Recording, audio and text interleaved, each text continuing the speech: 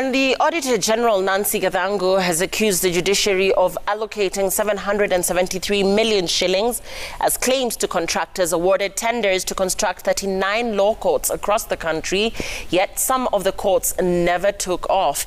In a report, the Auditor General says some of the said courts could not be constructed due to the unavailability of land for the project.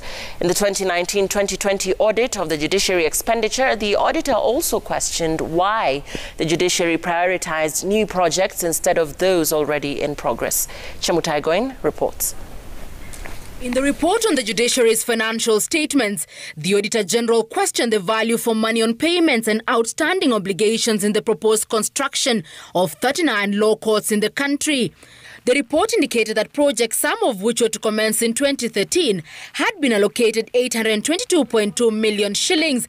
The auditor is concerned that in the 2019-2020 financial year, a further 773.7 million shillings had been awarded to various contractors as claims, yet the projects were yet to commence, some of them because of the unavailability of land for construction, unpaid certificates, and interest that had accrued over delayed payments.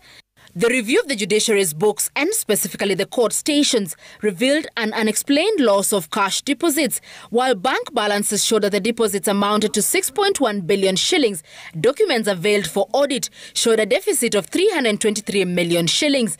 Further scrutiny revealed that close to 89 million shillings in cash deposits had been lost.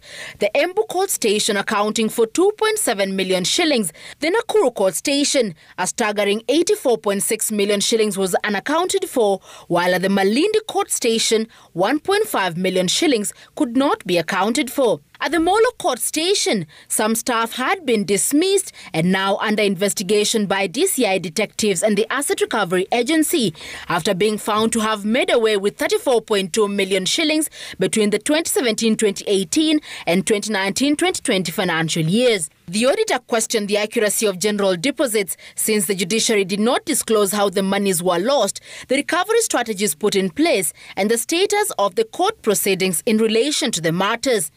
According to the report, the pending bills stand at 788 million shillings. The concern, however, is that the monies will eat into the judiciary's budget in this financial year. The judiciary was also cited for failing to consider old and stalled projects during budgeting and instead initiating new projects, hence increasing the pending bills. It also emerged that the judiciary had stopped the construction of 4 projects in Wajir, Ol Kalou, Mukurweini and Kibera courts due to substandard work. However, they defied provisions in the procurement law requiring them to surcharge the contractors.